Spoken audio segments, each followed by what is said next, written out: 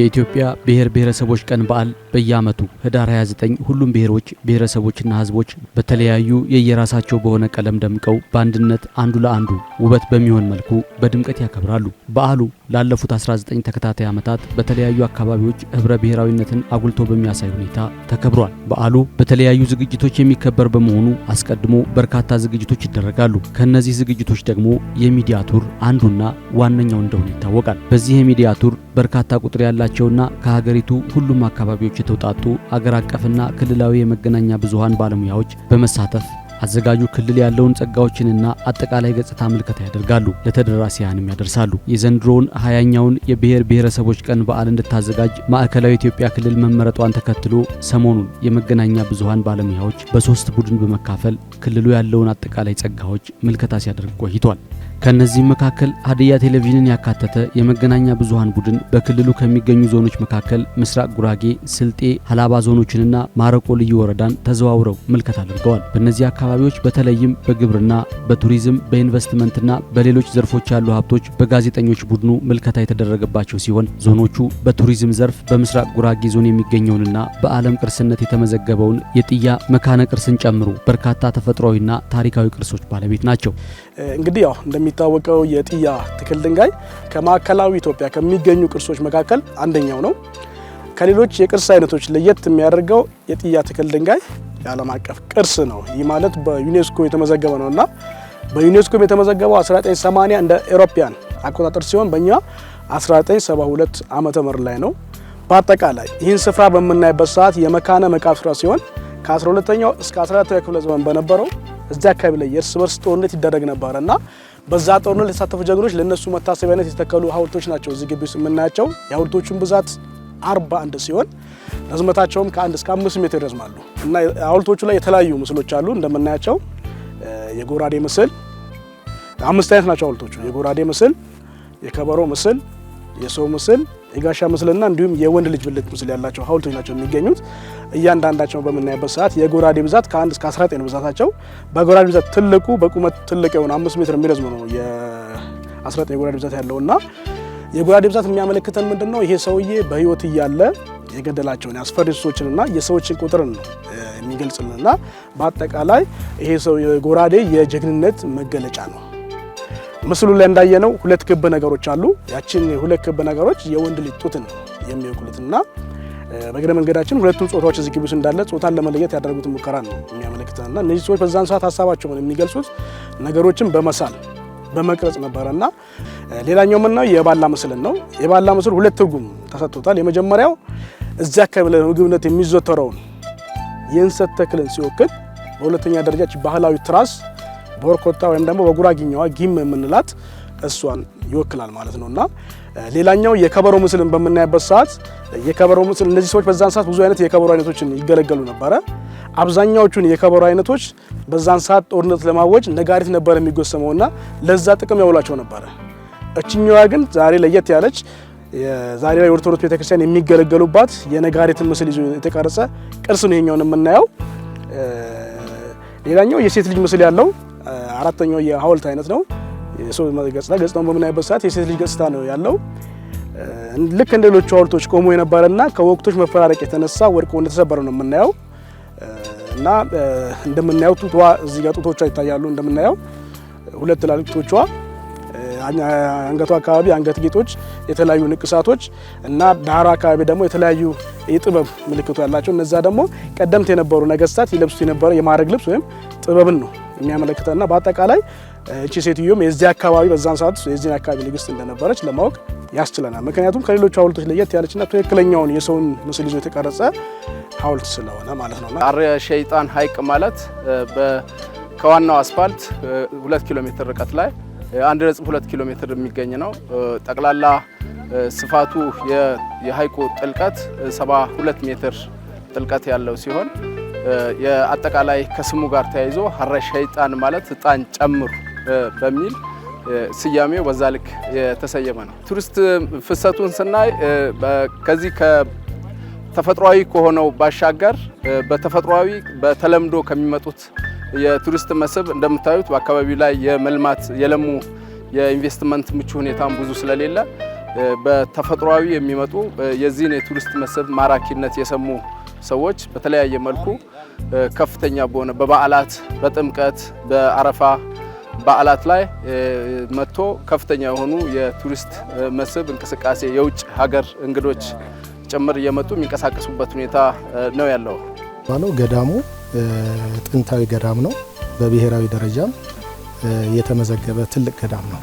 ምክንያቱም ገዳሙ በአመት 2 ጊዜ ነው የሚከበረው። ጥቅምት 5 እና መጋቢት 5 በስፋት ይከበራል።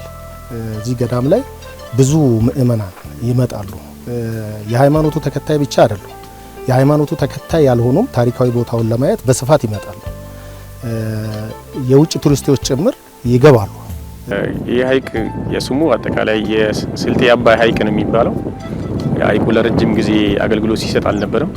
ከቅርብ ጊዜ ጀምሮ በየአካባቢ ያሉ ለቱሪስት መዳረሻ የሆኑ ቦታዎች ላይ ወደ ገቢን ምንጭነት እና ለመዝናናት መሆን አለባቸው በሚል የተለያዩ ስራዎች እየሰራን ያለበት ሁኔታ አለ። ከዛ ባለፈ በዚህ 2 እና 3 አመት ሐይቁ በተለያየ እንትን ላይ የጎርፍ እና የተለያዩ ደለል ሲገባበት የነበረበት ሁኔታ አለ። እሱን ዙሪያውን በፍራፍሬ በሙዝ ችግኝ በተለያዩ ነገሮች የመከላከል ስራ እየሰራን ያለበት ሁኔታ አለ። የመጣሁት አርቶ ፍልውሃ ጸበል ለመታጠብ ነው። አርቶ ፍልውሃ ለብዙ በሽታዎች ፍቱን መድኃኒት ነው። ሰዎች በቀሬዛ ተሸክመው ያመጡት ሰው 2-3 ቀን እዚህ አካባቢ አድሮ ታጥቦ በእግሩ ተንቀሳቅሶ መሄድ የሚችል ነው። አልፎ ከአካባቢው አልፎ ከኢትዮጵያ ውስጥ ከአንዳንድ አቅጣጫ ከብዙ አቅጣጫ በሆስፒታል በሌላ ጸበል ታጥበው ታክመው መድኃኒት ያላገኙ ሰዎች እዚህ መጥተው ተፈውሰው ነው የሚሄዱት። ፍቱን መድኃኒት ነው። ሆድ ውስጥ ያለ በሽታ ጸበሉን ሲጠቀሙበት ይድናሉ። እነዚህን ተፈጥሯዊና ታሪካዊ የመስህብ ስፍራዎችን በሚገባ ማልማት ከተቻለ ከክልሉም አልፎ ለሀገር የኢኮኖሚ እድገት ትልቅ አስተዋጽኦ ያበረክታል። ምግብ ቤቶች፣ አዳር ቤቶች ቢሰሩ ሰዎች ቅርብ በቅርብ የፈለጉትን ነገር ማግኘት ይችላሉ ብዬ አምናለሁ።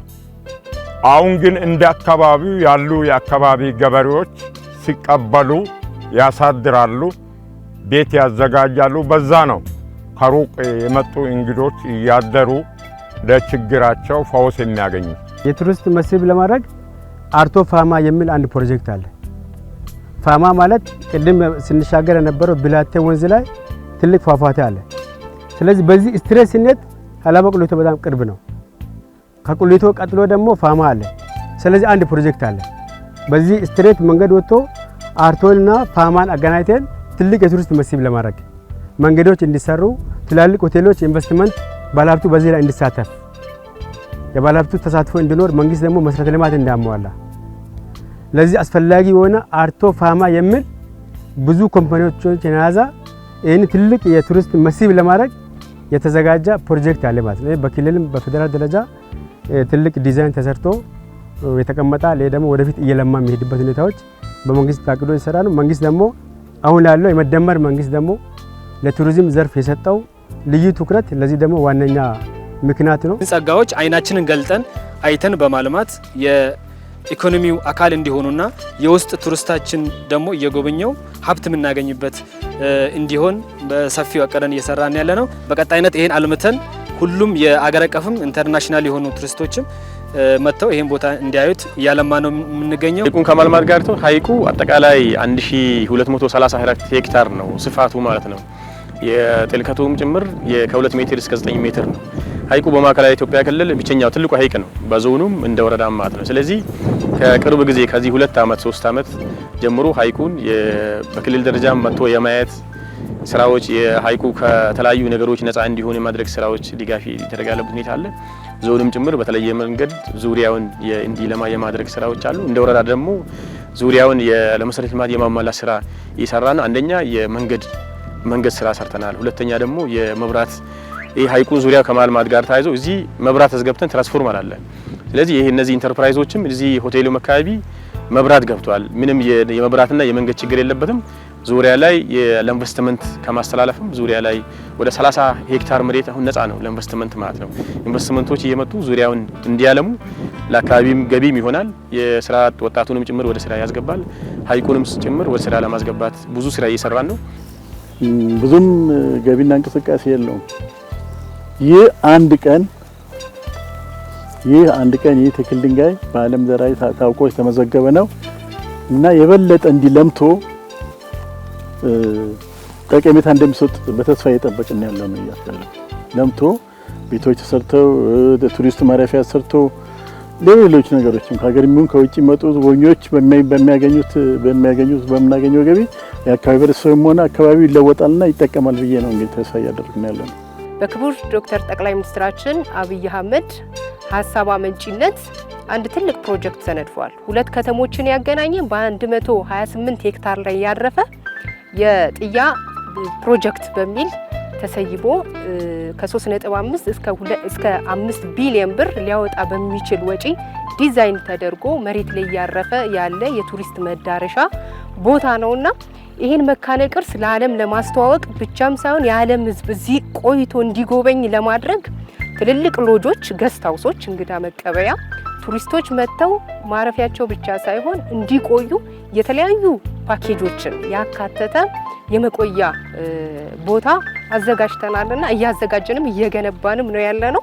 ስለዚህ ይሄ ፕሮጀክትን ማስተዋወቅ ብቻ ሳይሆን ቦታውንም ቅርሱንም እንደዚሁ የሀገር ውስጥም የውጭም ጎብኚዎች ፍሰት እንዲጨምር በሚዲያ እንደዚሁ በተለያዩ መንገዶች የማስተዋወቅ ስራ እየተሰራ ነው። በሌላ በኩል ደግሞ በክልሉ በኢንዱስትሪ ኢንቨስትመንት ዘርፍ የሀገር ውስጥና የውጭ ባለሀብቶች ትልቅ መዋለ ንዋያቸውን በማፍሰስ እያለሙ የሚገኙ አካባቢዎች የኢንቨስትመንት ዘርፉን እያነቃቁ ይገኛሉ። 2012 ላይ የመሬት ቅበላ አድርጓል። ከመሬት ቅበላ በኋላ ያው የቦታና የግንባታ ስራ ላይ ነው የገባው። አጠናቆ በ2017 ጃንዋሪ ላይ ወደ ማምረት ገብቷል። አሁን መነሻ ላይ ያው በ72 ሚሊዮን ነው መነሻ ላይ ማለት ነው። ያው የአገራዊ ኢንፍሌሽን እና እኛም አሁን ባደረሰበት ሁኔታ ወደ 120 ሚሊዮን ካፒታል ደርሷል ማለት ነው በአሁን ሰዓት ማለት ነው። ሁለተኛው ፌዝ ሳይጀምር ማለት ነው። ይሄ አሁን ወደ ዱቄት ማምረት ሲጀምር 120 ሚሊዮን ካፒታል ላይ ነው ያለው።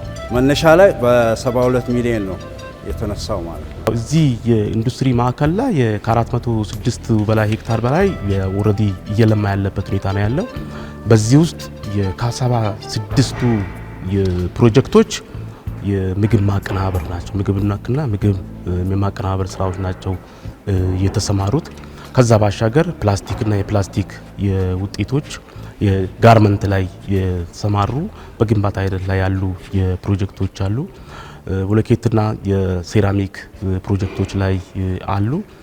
እንዲሁም ሌሎች በርካታ ዘርፎች ላይ የእንጨትና የእንጨት ውጤቶች ላይ የተሰማሩ የባለሀብቶች አሉ። ያው ግን እንደሚታወቀው አብዛኛውን ጊዜ ካለው ነባራዊ ሁኔታ ዞናችን ላይ ከፍተኛ የግብርና ምርት የሚገኝበትና ይሄን ምርት ደግሞ የአግሮ ፕሮሰስ ተደርጎ ወደ ውጭ ኤክስፖርት የሚደረግበት ተኪ ምርት የሚተካበትን ሂደት ተከትለን እየሄድን ያለንበት የሂደት አለ። በዛ አግባብ ነው እየሄደ ያለው።我们的产线的话是比较高科技的，他们的话包括连续性比较高。ይሄ ድርጅት እና ከሀገራችን አምጥተን እዚህ ለመስራት የሞከርነው ለየት ያለ ፕሮጀክት አብዛኛው ማሽኖችም ኦፕሬት የሚደረጉት የሆነ ወጥ በሆነ ማሽን ናቸውና ቴክኖሎጂ ላይ በእርግጠኝነት ለየት ያለ አስተዋጽኦ እንደሚያደርግና አሪፍ አዳዲስ ነገራቶችን ይዞ እዚህ ቦታ ላይ እንደሚገኝ ነው የገለጸው ሚስተር ያን። እንደምታውቁት ይህንን ኢንቨስትመንት በቡታጅራ ከተማ ውስጥ ኢንቨስት ለማድረግ በብዙ መሰረታዊ ምክንያቶች የፊዚቢሊቲ ወይም የጥናት ሰዓት ላይ ተጠና ነው። የመጀመሪያውና አንደኛው ኢንቨስትመንቱ የሚፈልገውን በቂ መሬት ወደ 30,000 ካሬ ሜትር ወይም 3 ሄክታር መሬት ቦታ በስፋት ነገንም ደግሞ ከማስፋፊያ ሀሳባችን ጋር በተያያዘ እስከ 100,000 የሚጠጋ ሜትር ስኩዌር ወደ ኋላ በመግለጽላችሁ አግባብ ያስፈልገን ስለነበረ በቂ የቦታ አቅርቦት ከማግኘት አንጻር የመጀመሪያው ነው። ሁለተኛው ደግሞ ወጣት በሙያው የሰለጠነ የሰው ኃይል አቅርቦት በአካባቢው መኖሩን በማጥናት ነው። በሶስተኛ ደረጃ ስራው በዋናነት ትኩረት አድርጎ የተሰማራው በኤክስፖርት ስራ ላይ ስለሆነ ከመሀል ሀገር ከአዲስ አበባ 135 ኪሎ ሜትር ርቀት ላይ ነው ያለ ነው። ከዛም ሞጆ ደረቅ ወደብ ብንፈልግ 110 ኪሎ ሜትር ላይ ነው ያለ ነው። ስለዚህ ከመሀል ሀገር ብዙ የራቀ ባለመሆኑ ኢንቨስትመንቱን እዚህ ቦታ ለማስፈር በጥናት ሰዓታችን ላይ አጥንተን የወሰንነው ነው ማለት ነው። ስራዎቻችን የተለያዩ የጋርመንት ውጤቶችን በማምረት ወደ ውጪ ሀገራት ነው የምንልከው። እዚህ ቤት ውስጥ ከ800 የሚጠጉ የማምረቻ ማሽኖች አሉ። 1000 የሚልቅ የሰው ኃይል አለው። የተሟላ ቴክኖሎጂ ጋርመንትን ፉል ፕሌጅ ለማምረት የሚያስችል ሙሉ ቴክኖሎጂ ኢኩዊፕድ ስለሆነ በሆነ ፕሮዳክት ዳይቨርስ ላይ ብቻ አላተኮርንም፣ ግን የገበያ ፍላጎቶቻችንን መሰረት ባረገ አግባብ የተለያዩ ፕሮዳክቶችን እናመርታለን ማለት ነው። በዋናነት ፖሎ ቲሸርቶችን፣ የስፖርት ልብሶችን በዋናነት ፎከስ አድርገን የሰራንባቸው ናቸው። ላለፉት ዓመታት በዋናነት የገበያ መዳረሻችን አሜሪካና አውሮፓ ናቸው። እነዚህ ኢንቨስትመንቶች ተኪ ምርቶችን በሀገር ውስጥ በማምረት ከውጭ የሚገቡትን ምርቶችና የውጭ ምንዛሪ ከማስቀረት ረገድም ትልቅ ሚና እየተጫወተ ይገኛል። ኢንቨስትመንት ማህበረሰብን ተጠቃሚ የሚያደርጉ ስራዎችን ከማከናወንም ባለፈ ሰፋፊ የስራ ዕድሎችን ከመፍጠር አኳያ ትልቅ እገዛ እያበረከተ እንደሚገኝ መመልከት ተችሏል። እኔ ብቻ ማር ለምጠቀመው ማህበረሰቡ ብዙ ጥቅም አለው። በመጀመሪያ ደረጃ እኔ ምን ተጠቀምኩኝ የሚለውን እዚህ ድርጅት ውስጥ ስሰራ ከተለያየ ባህሪ ካላቸው ሰዎች ጋር ነው የምሰራው። ያንን ቻሌንጅ ተቋቁሜ ጽናት አድርጌ እንድሰራ እንዲሁም ደግሞ ሰዓቴን በምን መልኩ ማኔጅ ማድረግ እንዳለብኝ የተማርኩበት ድርጅት ነው። የተለያዩ ስራዎች አሉ። የተለያዩ ሙያዎችን የሚያስተምር ቤት ነው። በአንድ ሙያ ብቻ አይደለም ታንጸን እዚህ ቤት የምንወጣው የምንሰራው እየሰራንም ያለ ነው። የተለያየ ሙያ ያስጨብጠናል ማለት ነው። አንድ ስራ ብቻ አይደለም፣ ብዙ አይነት ስራዎች አሉ እዚህ ውስጥም ብቻ እና ብዙ የስራ እድል ፈጥሯል። ለተማረውም ላልተማረውም ብዙ የስራ ድርሻ አለ ብዬ አስባለሁ። ብዙ ዲፓርትመንቶች የአካባቢው ነዋሪና ወጣት ተጠቃሚ የሆነ ነው። አሁን ኦልሞስት ኦል ኮንስትራክሽን ላይ ነው ያለ ነው። ኮንስትራክሽኑ በሚያልቅበት ጊዜ ደግሞ ሞሮፍ ማህበረሰቡን የተማረውን ኃይል እንዲሁም ደግሞ አንስኪልድ የሆነውን የአካባቢ ማህበረሰብ በደንብ ይጠቅማል። አዲስ አበባ ነበረ መጀመሪያ የምሰራው። ይህንን በመጠቀም እዚህ አካባቢ መጥቼ ቤተሰቦቼ ባሉበት አካባቢ ብዙ ሌላ ነገሮችን ከተማ ላይ ከምኖርበት ቀንሼ እዚህ ጋር ተጠቃሚ ሆኜ በአካባቢ ላይ ይህንን እየሰራው ነው። በተለያየ መልኩ ሁሉም ይጠቀመዋል። ከዚህ ቀደም ለትላልቅ ግንባታዎችም ጭምር የሚጠቀሙት ከውጭ ገባ የነበረውን ምርት አሁን በቀላሉ በዚህ በሀገር ውስጥ እነሱ እያመረቱ ለውጭ ይገባ የነበረውን ምርት ለመተካት ተሞክሯል። ስለዚህ አንዱ ይህንን ለማድረግ ሞክሯል። ይሄ በማድረጋቸው ደግሞ አንደኛ የውጭ ምንዛሪ እጥረታችንን ወይም የዶላር እጥረትን እንዲቀርፍ አድርጓል ማለት ነው። ከውጭ በዶላር እናስገባ የነበረው አሁን በሀገር ውስጥ ማምረት ጀምረናል ማለት ነው። ግብርናው ላይ ያው ሰፊ ስራዎች የተሰሩ ያሉበት ሁኔታ ነው ያለው። በተለይም የምርት አቅርቦት ችግር እንዳይቀርብ የማረጃ የኮሙኒኬሽን በህብረት ስራዎች በኩል በስልጤ ገበሬዎች ህብረት ስራ ማህበር በኩል በበቂ ሁኔታ የኢንዱስትሪዎች ያው ግብዓት እንዲቀርብ የተለያዩ የማገናኘት ስራዎች ያው እየሰሩ ያለበት ሁኔታ ነው ያለው። በሌላ በኩል ደግሞ በግብርናው ዘርፍ የሚወርዱ አዳዲስ ኢኒሼቲቮችን ተግባራዊ በማድረግ በሙዝ፣ በቡና፣ በአቮካዶ፣ በማር፣ በበርበሬና በሌሎች ምርቶችም አርሶ አደሩን ተጠቃሚ የሚያደርጉ ተግባራት በስፋት ተግባራዊ እየተደረገ እንደሚገኝ ማየት ተችሏል። አመት ጎበዝ አርሶ አደር ከ1 ሚሊዮን በላይ ነው የሚያገኘው። ጎበዝ አርሶ አደር፣ ደካማ አርሶ አደር፣ መካከለኛ አርሶ አደር ከ100 ሺህ በላይ የመጨረሻ አሁን ከዚች ትንሽ ለክቼ ቢያሳያችሁ ከመረተ ከ100 ሺህ በላይ ያገኛል። ምክንያቱም በአሁኑ ሰዓት የበርበሬ ዋጋው ስለጨመረ ከ1 ሚሊዮን በላይ ነው የሚያገኘው። ይሄ ማለት ኑሮውን የገጠር ኑሮውን ቤት የሌለውን ልጅ የሚያስተምረው የተለያዩ የኑሮ ውጣ ወረዶችን የሚሸፍንበት ነው። ስለዚህ በርበሬ አሁንም ቢሆን በግብርና ዘርፉም የራሱን የቻለ ምርምርና የራሱን በሽታ መከላከያዎች ቢሰሩበት በጣም ለኛ በጣም እንደ አገር ገቢም ቢሆን ጠቃሚነት አለው። አውጣዲ ማሹ ለውንጦሚ ምታሰነ ነው ግን ክላስተሪ መጥማ ውንጦሚ ሎራ ምርታ ይደቅናል። አሁን በክላስተር በማምረታችን ብዙ ጠቀሜታ አለው። ያም ሲባል ምንድነው ጠቀሜታው? አንድ ላይ በክላስተር ስናመርት በመሃል ዳጉሳ አይገባም፣ በቆሎ አይገባም። ባለመቀላቀሉ በርበሬና ሌላ እህል ባለመቀላቀሉ ምክንያት ምንም ለበርበሬው በሽታ አይኖርም። እንደገናም ደግሞ እንደዚህ በክላስተር በማምረታችን በመሃላችን አቅም የሌለው አርሶ አደር ሊኖር ስለሚችል ያንንም ደግፈን ያው በክላስተር በማምረታችን ብዙ ጠቀሜታ ነው ያለው። እንደ ሀገርም የበርበሬ ምርት በብዛት እንዲመረት ሰፊ ስራዎችን እየሰራ ነው። በርበሬም በሁለት ሲዝን ነው እንደ ዞን እያመረትን ያለ ነው። በበልግም በመኸርም አጠቃላይ በሁለቱም ሲዝን ከ11000 ሄክታር በላይ በርበሬ ይመረታል አላባ ዞን ላይ። ከዚህ ውስጥ ወደ 4000 ሄክታሩን በክላስተር ለማድረግ የሰራናቸው ስራዎች አሉ። ከነዛ ክላስተሮች አንዱ የክላስተር ነው።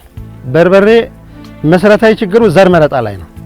ትክክለኛ ዘር መርጠን በክላስተር የምንጠቀም ከሆነ አርሶ አደሩን አስተባብረን አንድ ላይ የምናደርግ ከሆነ ምርታማነቱን ይጨምራል ከሚል መሪ ዘንድሮም አምናም ባለፉት 3 ዓመታት አርሶ አደሩን በክላስተር እያደራጀን ሰፋፊ እርሻዎችን በተለይ ክላስተር የሚጠቅመው አንዱ እርሻውን ለማረስ ነው። መካናይዜሽን በአግባቡ ለመጠቀም ቴክኖሎጂን ለመጠቀም ግብአት ለመጠቀም አርሶ አደሩ ምርታማነትን እንጨምር የገበያ ትስስር ለመፍጠር ይሄ ትልቅ እድል ስለሚፈጥር እንደ ዞናችን የበርበሬ ምርታማነትን ለማሳደግ አርሶ አደሩን ተጠቃሚ ለማድረግ በዚህ ልክ እየሰራን ነው።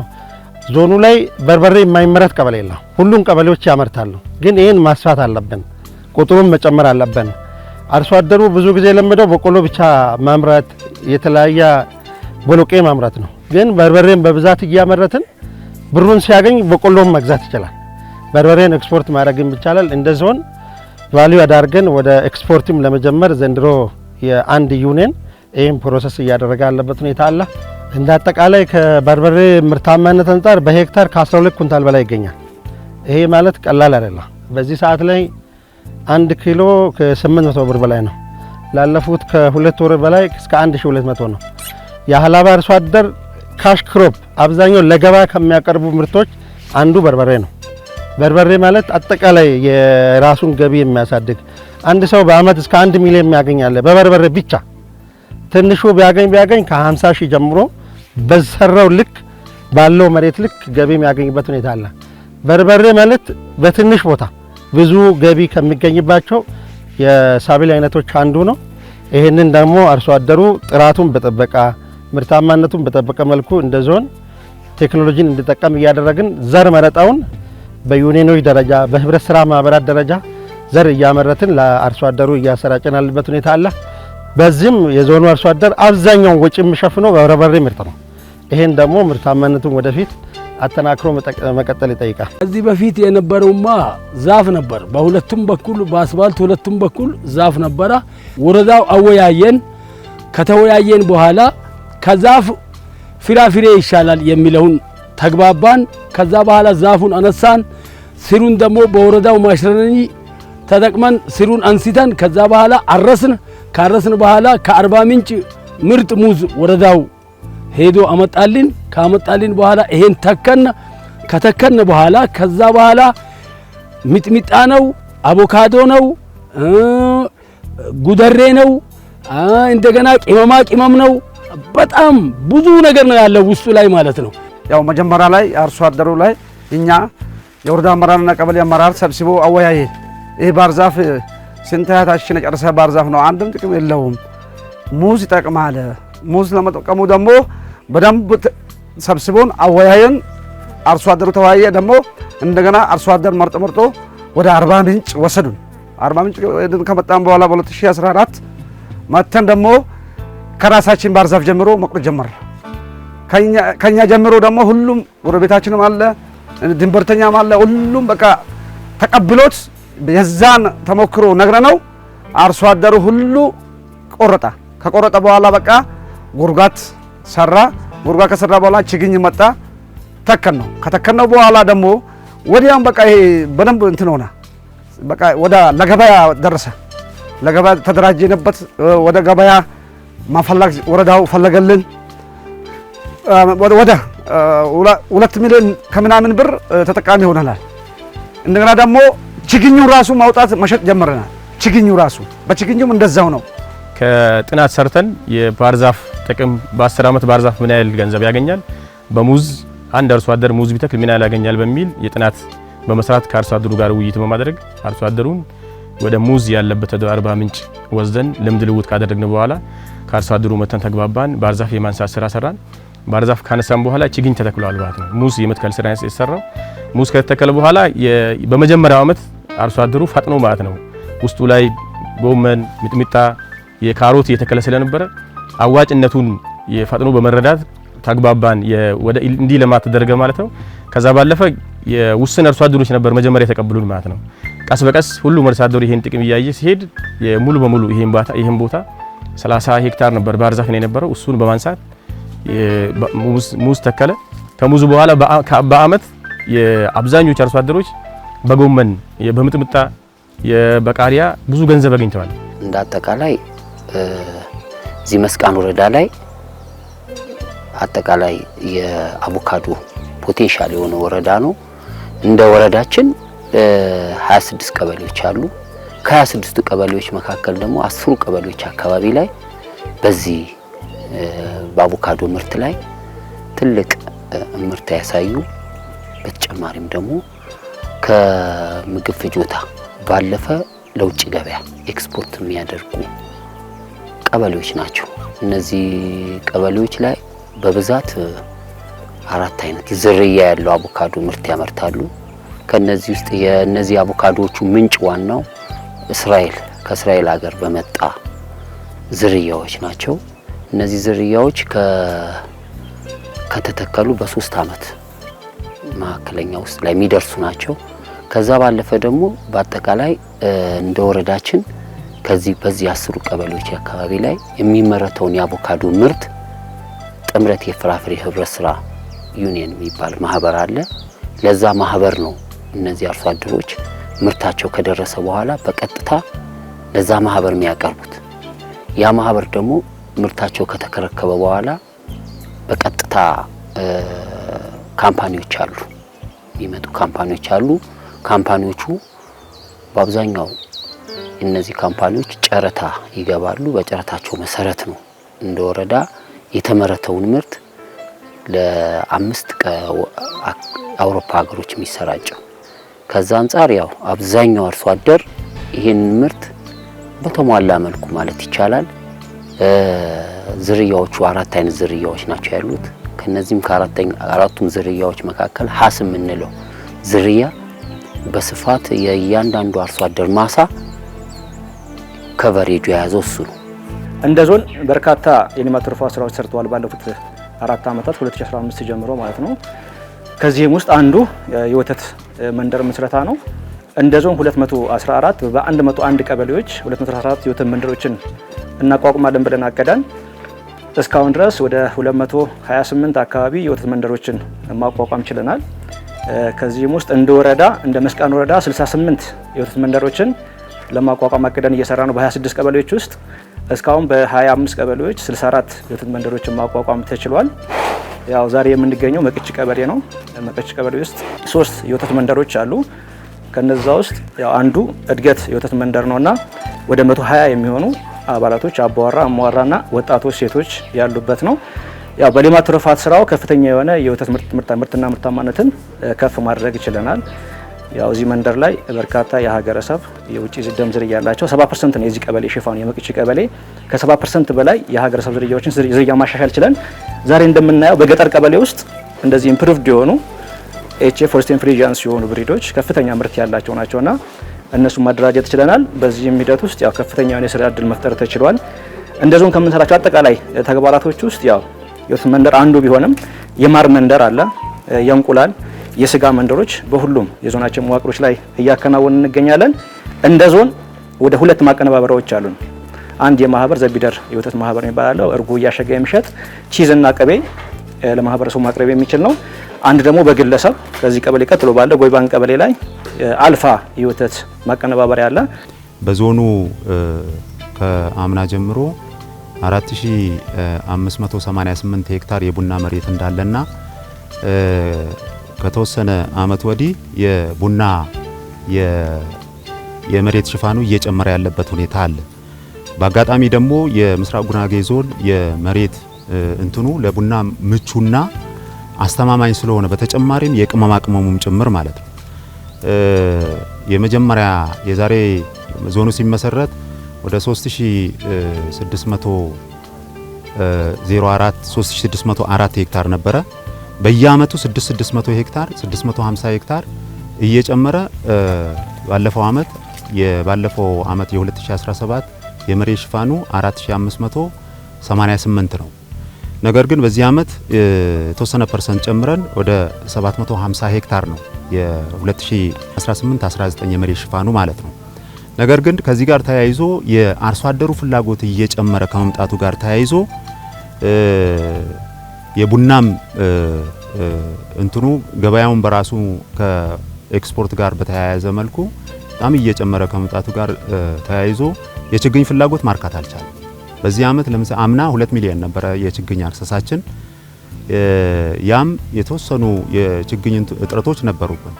ያ መነሻ አድርገን በዚህ አመት ኦልሞስት ወደ 4.5 ሚሊዮን ችግኝ ነው ያፈላ ነው።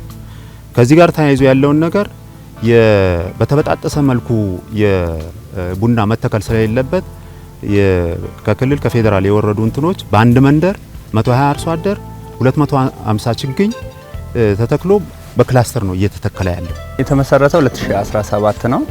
ስራ ስንጀምር 20 ቀፎ ላይ ነበር ስራ የጀመርነው። አሁን ወደ 1000 ዘመናዊ ቀፎ አለን። ምርታችን እስካሁን 5000 ኪሎ ግራም ማር አምርተናል።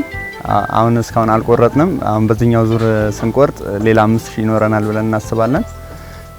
ለገበያ ነው፣ ለማዕከላዊ ገበያ ነው የምናቀርበው።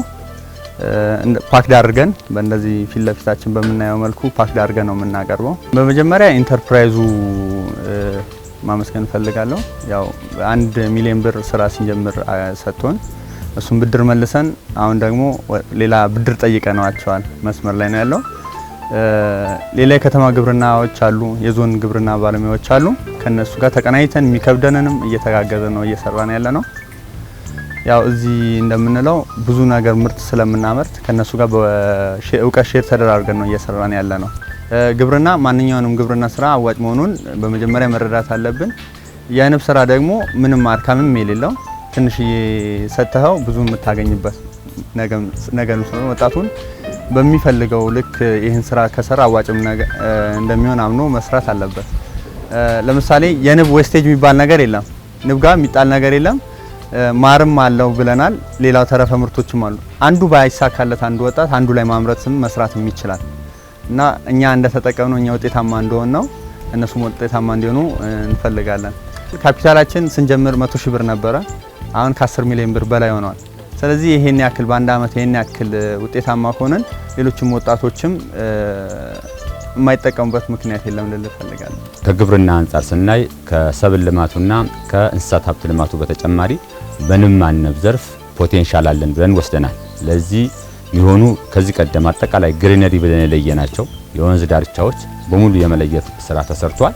ይሄን እነዚህ የወንዝ ዳርቻ አካባቢ ያሉትን አካባቢዎች በንብ ማነብ ዘርፍ አዋጪ ስራም ስለሆነ ለዚህ በዚህ ዞን ወደ 78 አካባቢ የንብ ማነብ ኢንተርፕራይዞች ተደራጅተዋል። ከዚህ ከ78ቱን የንብ ማነብ ኢንተርፕራይዞች አንዱ ቀሽት ነው።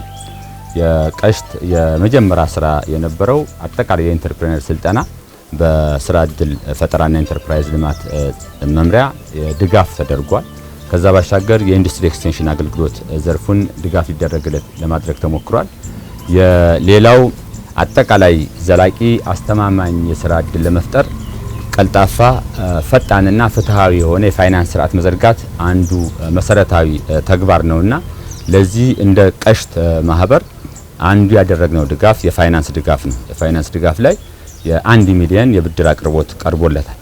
ይሄ ኢንተርፕራይዝ ሲነሳ የነበረበትን ካፒታል ኦልሞስት 100 ሺህ ብር አካባቢ ነው የነበረው። የፋይናንስ ድጋፍ ማቅረብ በመቻላችን አሁን ላይ ወደ 10 ሚሊዮን አካባቢ ካፒታል ሊፈጥር የቻለው በተደረገለት ድጋፍ ነው። ከዚህም በላይ በክልሉ ብዙም የማይታወቅ የሮዝመሪ ምርት በተለይም በስልጤ ዞን አርሶ አደሩ በስፋት በማምረት ምርቶችንም እስከ ውጭ በመላክና የውጭ ምንዛሪ በማግኘት ኑሯቸውን እስከ መቀየር ደርሰዋል። ይሄ ዙሪያ ያለው ባህር ዛፍ ምናምን ተነቅሎ ወደ ሮዝመሪን እየተከልነው ነው። ተተክሎ ለአርሶ አደሩ ጥቅም ላይ የዋለ ነው። ከዚህም በፊት ከዛሬ 10 ዓመት በፊት ወደ ሌላ ሀገር ክፍለ ሀገር ቡና ለሸከማ ምናምን ነበር የሚሄደው ሰው። አሁን ይሄንን ተክሎ እዚህ ሁሉም ኖሮን ችሎ እዚህ እየመራ ነው ያለው። ነገር ግን ይሄ ምርት ትንሽ በመሀል የገበያ ውጣ ውረድ አለ። የገበያ ውጣ ውረድ ትንሽ ይገጥመውና ትንሽ በዛ ምሁራኑ ሰው ይነካል እንጂ በሰፊ ተክሏል። ቀበሌው አጠቃላዩ 100% ሊያዳርስ ነው አሁን በተከላው ማለት ነው። ከዛ በተነሳ ይሄ ፊት ለፊት ያለችኝ ከተማ በአርሶ አደር በገበሬ ነው የተመሰረተችው። በዚህ ምርት ነው በሮዝመሪ ምርት ካለው አምርቶ አርሶ አደሩ ወደ ከተማ የተሻገረ ልጆችን እያስተማረ ትንሽ በዚህ ልክ የተስፋፋ ነው ያለው። ይሄ ትምህርት ቤቱ 16.5 ሄክታር አለው። በዚህ ሮዝመሪ ደግሞ ከ1.8 ሚሊዮን በላይ ብር ተሰርቶ የላይብረሪ ተገንብቶበታል። በውስጥ ገቢ ማለት ነው። በሮዝመሪ ነው በውስጥ ገቢ ተሰርቶ አሁን ለውስጥ ገቢ በቂ በጀት አለው ለትምህርት ቤቱ ማለት ነው። አርሶ አደሮችን በዛ ልክ ነው ያላቸውን ማሳ ጨርሶ ተክሎ በዚህ በሮዝመሪ ኑሯቸውን እያሻሻሉ ነው ያለው። እንደ ዞን አጠቃላይ ከሽፋናችን ከ8200 ሄክታር በላይ የሽፋን አለን። ከዚህ ውስጥ ምርት ለመስጠት የደረሰው 6100 ሄክታር ነው። በዚህ አመት እንግዲህ የሮዝመሪን ስንተክል በሁሉም በዞኑ ቀበሌዎች ለዚህ ምቹ በሆነ ስነ ምህዳር ተከላው እንዲከናወን አድርገናል። ይሄም የአርሶ አደሩ የሚያመርታቸው ምርቶች አንድም ለውጭ ገበያ የሚቀርቡ በሌላ በኩል ደግሞ የግብርና ምርትን ለሚያቀነባብሩ ፋብሪካዎች በግብአትነት እንዲያገለግል ታሳቢ ተደርጎ የተሰራ ነው ያለው። ያ ብቻ አይደለም፣ የግብርናው ስራ እንዲፈጥር ኤክስፖርት ምርት እንዲሆን የሴቶች ተጠቃሚነት የሚያረጋግጥ እንዲሆን ታሳቢ ተደርጎ በሁሉም የወረዳችን ለሮዝመሪ እና ለቅመማ ቅመም ተስማሚ በሆኑ ቀበሌዎች እየሰራ ነው የምንገኘው። ስለዚህ ይህን ተጠቃሚነት ያርሶ አደሩን ለማረጋገጥ የተለየ የምርጥ ዘር የሆነ የቅመም ከተለያዩ ከግብርና ምርምር ተቋማት ለይተን በአርሶ አደሩና በተቋማት ደረጃ እንዲተከል አድርገናል። ትልቁ ነገር የማረትነው ምርት ወደ ገበያ መግባት አለበት። ለአካባቢ ለማዕከላዊ ገበያና ለውጭ ገበያ መቅረብ አለበት። እንግዲህ በዚህ አመት የአርሶ አደሩን ተጠቃሚነት ለማረጋገጥ ሮዝመሪን ከማዕከላዊ ገበያ አሳልፈን ለውጭ ገበያ ልከናል። ለውጭ አጠቃላይ ለማዕከላዊ ገበያ ከ13000 ኩንታል በላይ አቀርበናል። ከዚህ ውስጥ 31300 ለኤክስፖርት ቀርቧል። ከዚህም 4.33 ሚሊዮን ዶላር ለሀገርና ለአካባቢ አርሶ አደሮች አስገኝተናል ማለት ነው። እንግዲህ ይሄ ሮዝመሪን ስናነሳ ከመሬት አጠቃቀም ጋር የሚያያዛል። ይሄ አካባቢ የምታዩት አጠቃላይ በባህር ዛፍ የተያዘ ነው የነበረው። ባህር ዛፉ ተነስቶ ወደሚበሉና ለገበያ አዋጭነት ያላቸው ሃይ ቫሊ ክሮፕስ እንደ ቅመማ ቅመም ልክ እንደ ሮዝመሪ እንዲተካ አድርገናል። የጋዜጠኞች ቡድኑ ምልከታ ባደረገባቸው አካባቢዎች በማህበረሰቡ እየተገነቡ ያሉ ትልልቅ ፕሮጀክቶችን መመልከት ተችሏል። በተለይም በሃላባ ዞን በ2 ቢሊዮን ብር እየተገነባ የሚገኘው የሃላባ ዓለም አቀፍ ስታዲየምና በማረቆ ልዩ ወረዳ በ700 ሚሊዮን ብር የሚገነባው ገራድ ቢመዶ አጠቃላይ ሆስፒታል ማህበረሰቡ በሁሉም አካባቢዎች ትልልቅ ፕሮጀክቶች በራስ አቅም መገንባት እንደሚችል ትልቅ ማሳያ ናቸው። ሆስፒታል መኖር ጤናማ አርሶ አደር ይኖራል። ሆስፒታል መኖር ጤናማ ምሁራን ይኖራል። ሆስፒታል በመኖሩ የተኛው እንቅስቃሴ ያለው ሁሉ ከጤና ወይም ከሆስፒታል ጀርባ ላይ ከጤና ጀርባ ላይ ያለው ሁሉ ነገር ስለሆነ ሆስፒታል የሁላችንም የኛ ተነሳሽነት ላይ የተመሰረተ የተጀመረ ፍጻሜም ደግሞ እኛ ምንጨርስ 3 አመት ነው ተባለው 3 አመት አይደለም መሆን አለበት። በአንድ አመት ተኩል ማለቅ አለበት የሚለውን ህዝብ ድምዳሜ እያደረገ ያለበት ወደት ስለሆነ ስለዚህ ማንንም መጠበቅ የለብንም። ምናልባት መንግስት ምንጠብቀው ሙያዊ ድጋፍ ነው ቁሳዊ ድጋፍ ነው እንጂ እኔ እንደ ግሌም 500 ሺህ ብር ቃል ገብቻለሁ። እንደ አርሶ አደር የተወሰነ 100 ሺህ ብር አስገብቻለሁ። ቀሪው ደግሞ አሁን አስገባለሁ የሚል ግምት ነው አለ። ስለዚህ ማንም አስከድዶ ማንም አጨናንቆ ማንም ወይም ያመራን እንደዚህ አድርጎ አይደለም። ስለዚህ ህዝብ በሙሉ ሴቶች መጥቶ ያያሉ፣ አባቶች መጥቶ ያያሉ፣ ይከታተላሉ። በ27 ሄክታር መሬት ላይ ያረፈ ሆስፒታል ለመገንባት ስሙንም ከራሱ ገራድ ቢመዶ አጠቃላይ ሆስፒታል በሚል የቅድመ አያታችንን አንድ ሊያደርግ በሚችል ለሞባይላይዜሽን ምቹ በሚሆን መንገድ ህዝቡ ሆስፒታል ለመስራት ተነስተዋል። በዚህ አጋጣሚ ህዝቡ አርሶ አደራችን ይሳተፋል፣ መንግስት ሰራተኛው ይሳተፋል፣ የንግዱ ማህበረሰብ ይሳተፋል። ሁሉም የተሳትፎ አካል ነው። ከዛ ውስጥ እኔ መንግስት ሰራተኛ ነኝ። በወር በፐርሰንት ደሞዜ ይቆረጣል እስከሚጠናቀቅ ነው። ተጠናቆ ሆስፒታሉ አልቆ የውስጥ ግብአቱ እስከሚሟላ ድረስ ሁሉም በማረቆ ልዩ ወረዳ የሚሰራ መንግስት ሰራተኛ ደሞዙን ፈቅዷል። እስካሁን የነበረውን ችግር ሊቀርፍ የሚችል እናቶች ሆስፒታል ባለመኖሩ ምክንያት በምጥ ይሞታሉ። እንደዚሁም ህጻናቶች በአቅራቢያ ሆስፒታል ባለመኖሩ ምክንያት ይሞታሉ። ይሄ አንዱን ችግር የሚቀርፍ ነው። ሁለተኛው ደግሞ አረጋውያንም አሉ፣ የአእምሮ ህመምተኞች፣ የአይን ህክምና፣ የጆሮ ህክምና እነዚህ ችግሮች በሙሉ እዚህ አካባቢ ባለመሰጠቱ ምክንያት ይሄንን ችግር ሊቀርፍ የሚችል በጣም ትልቅ ሆስፒታል ነው ማለት ነው። የመጀመሪያው ምዕራፍ እንግዲህ ውል የተያዘው ማዕከላዊ ኢትዮጵያ ክልል ኮንስትራክሽን ባለስልጣን ቢሮ ነው። ኮንሰልተንታችን እነሱ ናቸው። ዲዛይኑን ያዘጋጁት እነሱ ናቸው።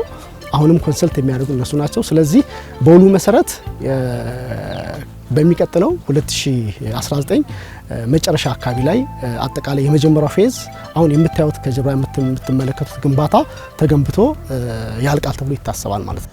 ይህን አካባቢ ሰላማዊ አድርገን የትኛውም ጥያቄ ሰላማዊ በሆነ መንገድ መንግስትና ፓርቲ መመለስ መቻል አለበት በሚል መላው ህዝባችን ጋር በመግባባት በሰራነው ስራ ቀጠናችን አሁን ባለው ሁኔታ አንጻራዊ ሰላም ነው። ምክንያቱም ጥናቱ ሙሉ በሙሉ ተጠናቆ ሙሉ ሰላም ሴትል ሆኗል ብለን ልንል በማንችል ሁኔታ ብንሆንም ሰው ግን እያዳመጠን በአግባቡ ጥያቄውን መንግስት መፍታት አለበት ብሎ ለመንግስት አደራ ሰጥቶ ያለበት ሁኔታ ነው ያለው። ከዚህም የተነሳ ብዙ የልማት ስራዎችን ብዙ የነበሩ ተቋማት ላይ የነበሩ ችግሮችን ለመቅረፍ ትልቅ ርብርብ እያደረግን ያለንበት ወቅት ላይ ነው የምንገኘው ማለት ነው። ማዕከላዊ ኢትዮጵያ ክልል የሚባለው አዲስ ነው።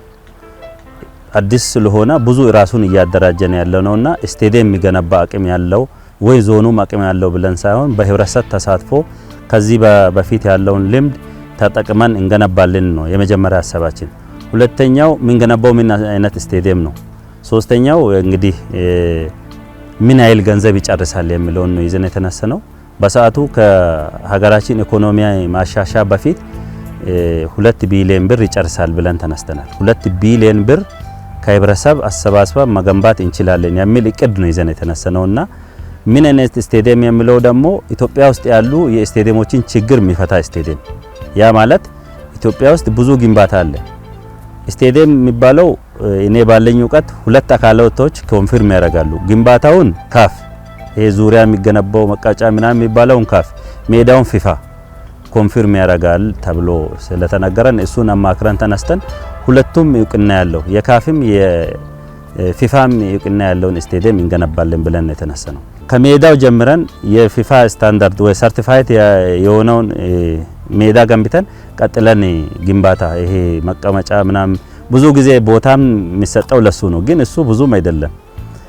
ብዙ ኢትዮጵያ ውስጥ የተለመደው ለግንባታው ነው ቦታ የሚሰጠው፣ ለሜዳው ብዙ ጊዜ ቦታ አይሰጥምና ያን ችግር እንፈታለን ብለን ጀምረናል። ውድ የሀዲያ ቴሌቪዥን ተከታታዮች 20ኛውን የኢትዮጵያ ብሔር ብሔረሰቦች ቀን በዓልን አስመልክቶ የመገናኛ ብዙሃን ባለሙያዎች በክልሉ በሃላባ፣ በስልጤ፣ በምስራቅ ጉራጌ ዞኖችና በማረቆ ልዩ ወረዳ ያደረገውን ምልከታ ምን እንደሚመስል ያስቃኘንበት ፕሮግራም የተከታተላችሁትን ይመስል ነበር።